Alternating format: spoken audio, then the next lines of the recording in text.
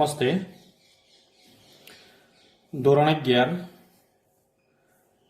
રસાયણ વિજ્ઞાન chapter number 2 પરમાણ્વીય બંધારણ. મિત્રો, વિડીયો નંબર 4 જોતા પહેલા વિડીયો નંબર 1 થી 3 જોવા વિનંતી અને ત્યારબાદ જ વિડીયો નંબર 4 જુઓ. ચલો મિત્રો, આજનો આપણો ટોપિક છે પરમાણ્વીય ક્રમાંક અને દળ ક્રમાંક, જેને આપણે કહીએ છીએ atomic number and mass number. પરમાણ્વીય ક્રમાંકને આપણે કહીએ છીએ એટોમિક નંબર, ક્રમાંક એટલે નંબર, અને દળ ક્રમાંક, દળ એટલે માસ, ક્રમાંક એટલે નંબર, માસ નંબર. હવે પરમાણ્વીય ક્રમાંક અને પરમાણ્વીય દળની આપણે વાત કરીએ તો મિત્રો, આગળ આપણે અભ્યાસ કર્યો કે જેમાં કેન્દ્ર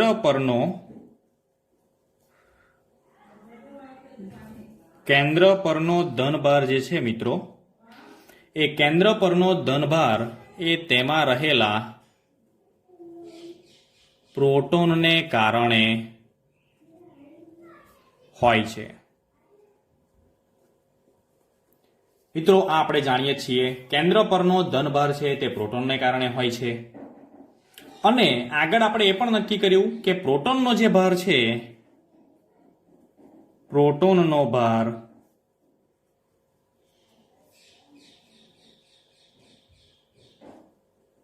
તે ઇલેક્ટ્રોનના ભાર જેટલો જ છે, ભાર જેટલો જ છે. પરંતુ મિત્રો, તફાવત ક્યાં છે? તો તેનાથી વિરુદ્ધ છે. તેનાથી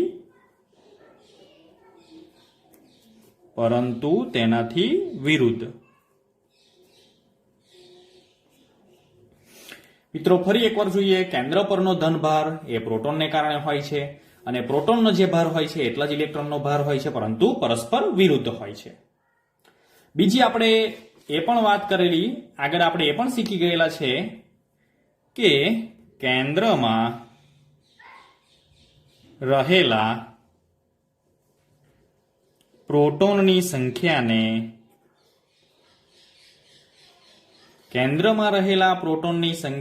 આપણે પરમાણુનો પરમાણ્વીય ક્રમાંક કહીએ છીએ. પરમાણુનો પરમાણ્વીય ક્રમાંક કહેવાય. પરમાણ્વીય ક્રમાંકને મિત્રો આપણે કેપિટલ ઝેડ વડે આપણે દર્શાવીશું. તો મિત્રો, જો પ્રોટોનની સંખ્યા આપણે જાણતા હોય તો તે પરમાણુનો પરમાણ્વીય ક્રમાંક આપણે શોધી શકીએ. અને એ જ પ્રમાણે જો ઇલેક્ટ્રોનની સંખ્યા જો આપણે જાણતા હોય તો પણ આપણે પરમાણ્વીય ક્રમાંક શોધી શકીએ. કારણ કે પ્રોટોનની જેટલી સંખ્યા છે તેટલી જ ઇલેક્ટ્રોનની સંખ્યા હોય છે. કારણ કે પ્રોટોન અને ઇલેક્ટ્રોનનો ભાર સરખો હોય છે, પરંતુ પરસ્પર ખાલી વિરુદ્ધ જ હોય છે. તો એનો મતલબ એ થાય મિત્રો કે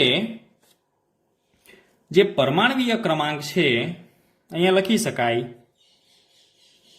પરમાણ્વીય ક્રમાંક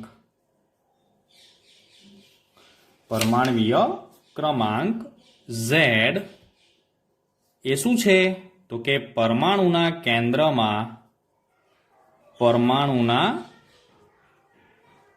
કેન્દ્રમાં રહેલા પ્રોટોનની સંખ્યા છે મિત્રો. અને જો આપણી પાસે કદાચ ઇલેક્ટ્રોનની સંખ્યા હોય તો ઇલેક્ટ્રોનની સંખ્યા બરાબર પણ પરમાણ્વીય ક્રમાંક થશે. તો તટસ્થ પરમાણુમાં રહેલા ઇલેક્ટ્રોનની સંખ્યા. તો પરમાણ્વીય ક્રમાંકમાં બે બાબતો આપણે અહીંયા ધ્યાનમાં રાખીશું. પ્રોટોનની સંખ્યા હોય તો પ્રોટોનની સંખ્યા અને ઇલેક્ટ્રોનની સંખ્યા, બંને સંખ્યા સરખી છે, માટે પરમાણ્વીય ક્રમાંકમાં કોઈ પણની સંખ્યા ચાલે. તો પરમાણ્વીય ક્રમાંક એટલે શું? તો પરમાણુના કેન્દ્રમાં રહેલી પ્રોટોન અથવા ઇલેક્ટ્રોનની સંખ્યાને આપણે પરમાણ્વીય ક્રમાંક કહીએ છીએ. અને કોઈ પણ પરમાણુમાં પ્રોટોન અને ઇલેક્ટ્રોનની સંખ્યા હંમેશા સરખી જ જોવા મળે છે મિત્રો, ઇક્વલ જ જોવા મળે છે. માટે આપણે આ બંનેની સંખ્યાને આપણે પરમાણ્વીય ક્રમાંક તરીકે ઓળખી શકીએ છીએ. ફોર એક્ઝામ્પલ, ધારો કે આપણે સમજીએ કે હાઇડ્રોજન છે તો હાઇડ્રોજનના કેન્દ્રમાં એક પ્રોટોન છે, તો હાઇડ્રોજનનો પરમાણવીય ક્રમાંક કેટલો થશે મિત્રો? તો હાઇડ્રોજનનો પરમાણવીય ક્રમાંક Z થશે 1.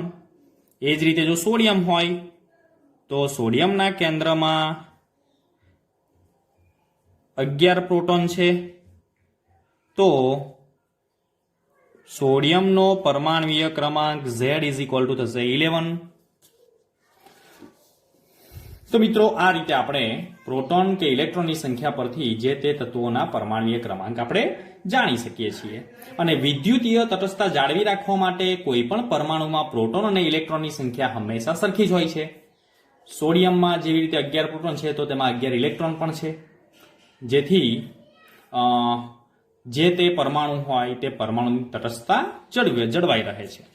ચલો હવે આપણે વાત કરીશું પરમાણવીય દળ ક્રમાંકની વાત. પરમાણવીય દળ ક્રમાંક. ચલો મિત્રો, પરમાણવીય દળ ક્રમાંક જે છે તે પરમાણવીય દળ ક્રમાંકને આપણે A દ્વારા દર્શાવીશું. તેને A સંજ્ઞાથી આપણે દર્શાવીએ છીએ. તો પરમાણવીય દળ ક્રમાંક એટલે શું? તો પરમાણવીય દળ ક્રમાંક એટલે પ્રોટોનની સંખ્યા જેને આપણે Z કાં તો પરમાણવીય ક્રમાંક કહીએ છીએ કાં તો P પણ કહીએ છીએ તો પણ ચાલે, પ્લસ ન્યુટ્રોનની સંખ્યાના સરવાળાને પરમાણવીય દળ ક્રમાંક કહે છે. મિત્રો, પરમાણવીય દળ, કોઈ પણ પરમાણુનું પરમાણવીય દળ તે શાને આભારી છે? તો કે તેમાં રહેલા કેન્દ્રમાં રહેલા પ્રોટોન અને ન્યુટ્રોનની સંખ્યાને આધારી હોય છે. એટલે આપણે અહીંયા લખી શકીએ કે કેન્દ્રનું દળ કોઈ પણ પરમાણુમાં કેન્દ્રનું દળ પ્રોટોન અને ન્યુટ્રોનને આભારી હોય છે. અને આ પ્રોટોન અને ન્યુટ્રોનની સંખ્યાને આપણે ન્યુક્લિયોન પણ કહેવામાં આવે છે. ન્યુક્લિયોન્સ કહેવામાં આવે છે. અને ન્યુક્લિયોન્સની કુલ સંખ્યા એ પરમાણુનો દળ ક્રમાંક છે. પરમાણુના દળ ક્રમાંકને આપણે ફરી કહીએ તો આપણે તેને A વડે દર્શાવવામાં આવે છે. તો મિત્રો, આ રીતે આપણે પરમાણવીય ક્રમાંક અને પરમાણવીય દળ ક્રમાંક આ બંને પર ફરી એક વખત જોઈ લઈએ. પરમાણવીય ક્રમાંક એટલે કોઈ પણ પરમાણુમાં રહેલા પ્રોટોન કે ન્યુટ્રોનની સંખ્યાને, સરવાળો નથી મિત્રો, યાદ રાખજો, પ્રોટોનની સંખ્યા કાં તો ઇલેક્ટ્રોનની સંખ્યા. અને પરમાણવીય દળ ક્રમાંક એટલે તો કે પરમાણુમાં રહેલા પ્રોટોનની સંખ્યા અને ન્યુટ્રોનની સંખ્યાના સરવાળાને પરમાણવીય દળ ક્રમાંક કહે છે, જેને A વડે દર્શાવીશું. અને પ્રોટોન અને ન્યુટ્રોનને આપણે ન્યુક્લિયોન્સ પણ કહેવામાં આવે છે.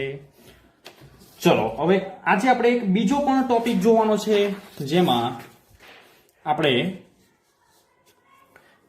પાસે એ ટોપિક છે સમભારિકો અને સમસ્થાનિકો. તો સમભારિકો અને સમસ્થાનિકો.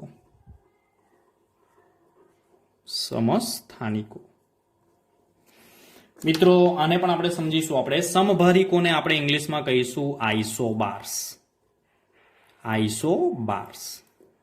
અને સમસ્થાનિકોને આપણે ઇંગ્લિશમાં કહીશું આઇસોટોપ્સ.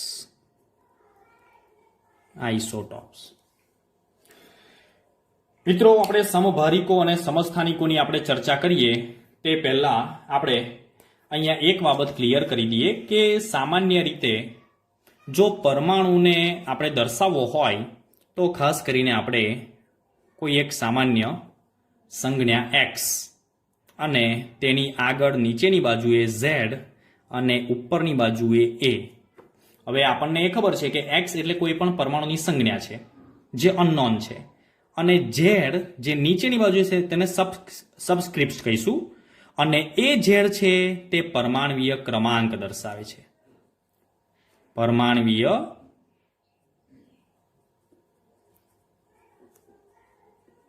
ક્રમાંક દર્શાવે છે. અને ઉપર જે સુપરસ્ક્રિપ્ટમાં જે છે તેને આપણે પરમાણવીય દળ ક્રમાંક દર્શાવે છે. પરમાણવીય દળ ક્રમાંક. એ એટલે પરમાણવીય દળ ક્રમાંક અને ઝેડ એટલે પરમાણવીય ક્રમાંક. તો મિત્રો સામાન્ય રીતે આપણે આ રીતે પરમાણુને દર્શાવીએ છીએ. હવે આપણે જોઈએ પહેલું સમભારિક. સમભારિક એટલે શું મિત્રો? મિત્રો નામ આપણે સમજીએ તો આપણને આનો જે અર્થ છે તે ખૂબ જ સરળ પડશે. ફોર એક્ઝામ્પલ અહીંયા આપેલું છે સમભાર, સમભારિક, સમભાર.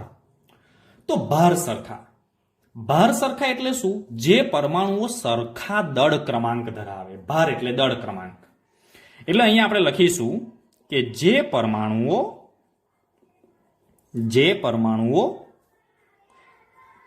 સરખા દળ ક્રમાંક ધરાવતા હોય કાં તો સરખું દળ ધરાવતા હોય. સામાન્ય રીતે આપણે એમ બોલતા હોઈએ સરખું દળ. આ ક્રમાંક શબ્દ એટલે કોઈ સંખ્યા, ક્રમાંક એટલે સંખ્યા. તો સરખા દળ ક્રમાંક ધરાવે પરંતુ જુદા જુદા પરમાણુ ક્રમાંક ધરાવે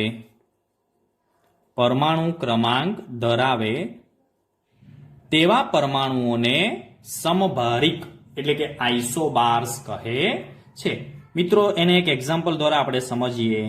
કાર્બન 614 અને બીજું છે એક નાઇટ્રોજન 714. મિત્રો અહીંયા પહેલા એ સમજી લઈએ કે અહીંયા સબસ્ક્રિપ્ટમાં જે 6 છે તે પરમાણવીય ક્રમાંક છે અને 14 છે તે તેનો પરમાણવીય દળ છે અને અહીંયા 7 છે તે નાઇટ્રોજનનો પરમાણવીય ક્રમ છે અને 14 જે આપેલા છે ઉપર તે પરમાણવીય દળ છે. તો બંનેના પરમાણવીય દળ સરખા છે માટે તે બંને કેવા છે? તે બંને સમભારિક છે. સમભારિક કહીશું આપણે. તો મિત્રો આ રીતે પરમાણુઓ સરખા દળ ક્રમાંક ધરાવે પરંતુ જુદા જુદા પરમાણુ ક્રમાંક ધરાવે તેને આપણે કહીશું આઇસોબાર્સ. ચલો હવે આપણે સમજ મેળવીએ સમસ્થાનિકોની. સમસ્થાનિકો જે આગળ આપણે જોયેલું છે ધોરણ 9માં. સમસ્થાનિકો કોને કહેવાય? સમસ્થાનિકો એટલે સ્થાન એટલે ક્રમ સરખા હોય. આના કરતા ઉલટું. તો જે પરમાણુઓ સમાન સ્થાન, આપણે સ્થાન નથી બોલતા પણ સ્થાનની જગ્યાએ આપણે બોલીએ છીએ પરમાણવીય ક્રમ. સમાન પરમાણવીય ક્રમાંક અને જુદા જુદા દળ ક્રમાંક ધરાવે તેને આપણે સમસ્થાનિકો કહે છે. આના કરતા તદ્દન વિરુદ્ધ છે. દળ ક્રમાંક જુદા જુદા હોય પરંતુ પરમાણવીય ક્રમાંક સરખા હોય. તો જે સરખું છે એના નીચે મિત્રો અહીંયા હું અંડરલાઈન કરું છું જેથી તમને ખ્યાલ આવે. અહીંયા સમભારિકમાં સરખા દળ ક્રમાંક અને સમસ્થાનિકમાં સરખા પરમાણવીય ક્રમાંક ધરાવે. મિત્રો સમસ્થાનિકો વચ્ચેનો જે તફાવત છે ખાસ કરીને તો જુદા જુદા દળ ક્રમાંક હોય. હવે જુદા જુદા દળ હોવાનું કારણ શું? સૌથી અગત્યની બાબત છે આ. જુદા જુદા દળ ક્રમાંક ઉદ્ભવે જે પરમાણુઓ સમાન પરમાણવીય ક્રમાંક હોય અને જુદા જુદા દળ જો ધરાવે તો એનું કારણ શું હોય? તો મિત્રો એનું કારણ એ હોય કે સમસ્થાનિકો વચ્ચેનો તફાવત જે છે એ કેન્દ્રમાં રહેલા ન્યુટ્રોનની જુદી જુદી સંખ્યાને લીધે હોય. તો એ સમસ્થાનિકોમાં ન્યુટ્રોનની સંખ્યા અલગ અલગ હોવી જોઈએ તો જ એ શક્ય છે. એટલે જુદા જુદા દળ ક્રમાંક એ શાને કારણે મળતું હોય છે? તે શાને આભારી છે? તો કેન્દ્રમાં રહેલા ન્યુટ્રોનની સંખ્યા જુદી જુદી હોય માટે જુદા જુદા તે દળ ક્રમાંક સમસ્થાનિકો ધરાવતા હોય છે. ફોર એક્ઝામ્પલ આપણે હાઇડ્રોજનના સમસ્થાનિકો જોઈએ. હાઇડ્રોજનના સમસ્થાનિકો.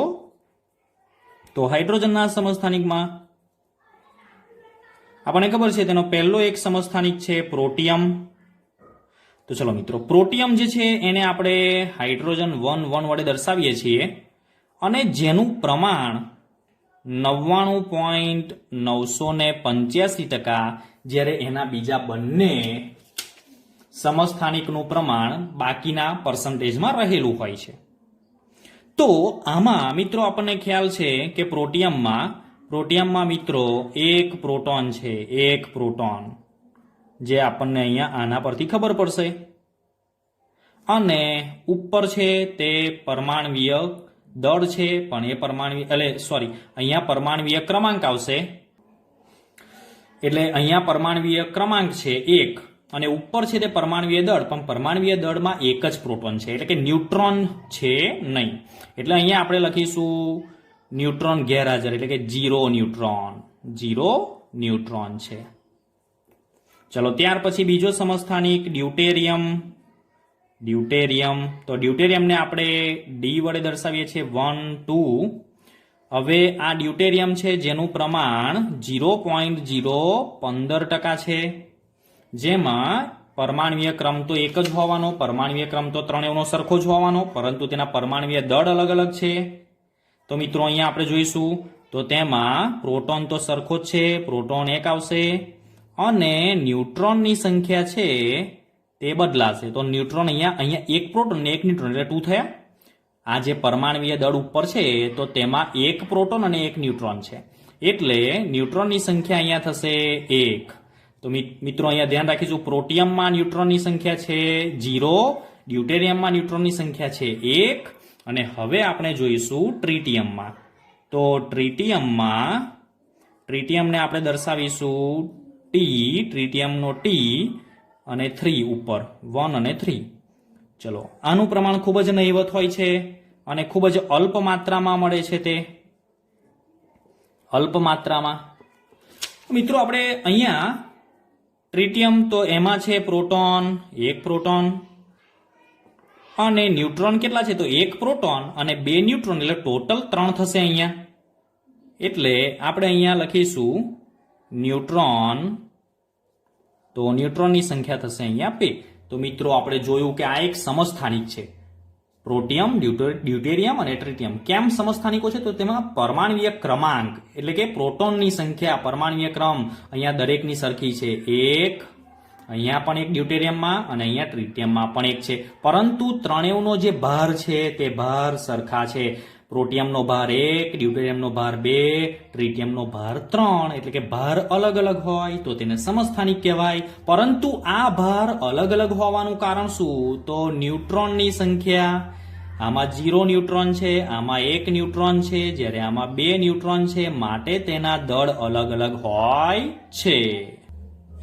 એ જ રીતે મિત્રો આપણે આગળ પણ જોઈએ તો કાર્બનના સમસ્થાનિકો.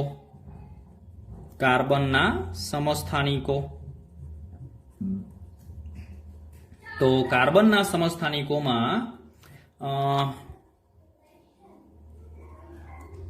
તેના સમસ્થાનિકો છે 6 કાર્બન 12, બીજો આવશે 6 કાર્બન 13 અને ત્રીજો આવશે 6 કાર્બન 14. તો જો મિત્રો અહીંયા પરમાણવીય ક્રમ સરખો છે, પરંતુ તેના જે દળ છે તે દળ અલગ અલગ છે, માટે તેને સમસ્થાનિકો કહીશું. આમાં આપણે જોઈએ તો આમાં પ્રોટોનની સંખ્યા છે મિત્રો 6 અને ન્યુટ્રોનની સંખ્યા આવશે 6, કારણ કે અહીંયા પરમાણવીય દળ છે તે પ્રોટોન અને ન્યુટ્રોનને આભારી હોય છે, એટલે તેમાંથી પ્રોટોનની સંખ્યા બાદ કરીશું તો ન્યુટ્રોનની સંખ્યા મળી જશે. કઈ રીતે? તો મિત્રો અહીંયા આપણે સમજી લેવાનું કે પરમાણવીય દળ છે 12, એમાંથી પ્રોટોનની સંખ્યા 6 બાદ કરીશું તો 6 મળી જશે. ચલો એ જ રીતે અહીંયા પ્રોટોનની સંખ્યા 6. ચલો અહીંયા ન્યુટ્રોનની સંખ્યા શોધવી છે તો 13 માંથી 6 આપણે બાદ કરીશું તો કેટલી આવશે? 7 આવશે. ચલો એ જ રીતે આમાં આપણે જોઈએ તો પ્રોટોનની સંખ્યા સરખી જ છે 6 અને ન્યુટ્રોનની સંખ્યા આવશે 8. તો મિત્રો આ રીતે આપણે પ્રોટોન અને ન્યુટ્રોનની સંખ્યા અને ઇલેક્ટ્રોનની સંખ્યા જોઈએ તો પણ આપણે શોધી શકીએ છીએ ઇલેક્ટ્રોનની સંખ્યા કેટલી હોવાની 6 જ હોવાની, જેટલી પ્રોટોનની સંખ્યા એટલી ઇલેક્ટ્રોનની સંખ્યા. તો મિત્રો આપણને કેટલાક એક્ઝામ્પલ એવી રીતે પૂછાય કે આપેલ સમસ્થાનિકમાં પ્રોટોન, ન્યુટ્રોન અને ઇલેક્ટ્રોનની સંખ્યા ગણો તો આપણે આ રીતે ગણી શકીએ છીએ. સિમ્પલ છે. ચલો હવે આપણે એક અગત્યની એક બાબત છે એ બાબત આપણે જોઈશું, જે એક નોંધ કરીને આપણે સમજીશું. તો કે મિત્રો પરમાણુના જે રાસાયણિક ગુણધર્મો એ તેમાં રહેલા ઇલેક્ટ્રોનની સંખ્યાથી નિયંત્રિત થાય. એક અગત્યની નોંધ છે, એ નોંધને આપણે સમજવી જરૂરી છે. ધારો કે હું તમને અહીંયા કહું કે ધારો કે આ એક કાર્બનના સમસ્થાનિકો છે, કાર્બનના સમસ્થાનિકો, અને કાર્બનના સમસ્થાનિકોમાં ઇલેક્ટ્રોનની સંખ્યા કેટલી છે? પ્રોટોનની સંખ્યા 666, તો ઇલેક્ટ્રોનની સંખ્યા પણ 666 હોવાની ત્રણેયમાં. તો મિત્રો કોઈ પણ પરમાણુના રાસાયણિક ગુણધર્મો તેમાં રહેલા ઇલેક્ટ્રોનની સંખ્યાથી જ નિયંત્રિત થાય છે, એટલે તેનો આધાર ઇલેક્ટ્રોનની સંખ્યા પર જ રહેલો છે. અને જેટલી ઇલેક્ટ્રોનની સંખ્યા એટલી જ પ્રોટોનની સંખ્યા હોય છે. પરંતુ જો તત્વોના રાસાયણિક ગુણધર્મો પર કેન્દ્રમાં રહેલા ન્યુટ્રોનની સંખ્યાની અસર જોવા મળતી નથી. અહીંયા ભલે ન્યુટ્રોનની સંખ્યા અલગ અલગ છે કે ન્યુટ્રોનની સંખ્યા 6, અહીંયા ન્યુટ્રોનની સંખ્યા 7 અને અહીંયા ન્યુટ્રોનની સંખ્યા 8 છે. ન્યુટ્રોનની સંખ્યા ભલે અલગ અલગ છે, પરંતુ રાસાયણિક ગુણધર્મો તેના સમાન રહેવાના, કારણ કે રાસાયણિક ગુણધર્મોનો આધાર તે તેમાં રહેલા ઇલેક્ટ્રોનની સંખ્યા પર રહેલો છે. માટે કાર્બનના ત્રણેય સમસ્થાનિકોનો જે રાસાયણિક ગુણધર્મ છે તે સમાન રહે છે. એટલે અહીંયા લખીશું કે કોઈ પણ તત્વના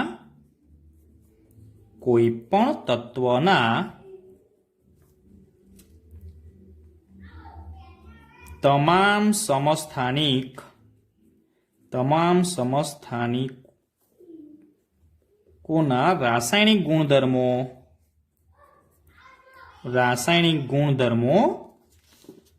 સમાન હોય છે, કારણ કે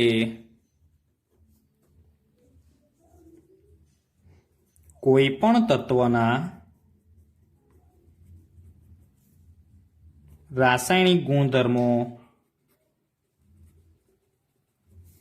તેમાં રહેલા ઇલેક્ટ્રોનની સંખ્યા દ્વારા નિયંત્રિત થાય છે. મિત્રો નિયંત્રિત થાય છે એટલે શું? નિયંત્રિત થાય છે એટલે તેના પર આધાર રાખે છે. માટે તમામ સમસ્થાનિકોના રાસાયણિક ગુણધર્મો સરખા હોય છે. Thank you.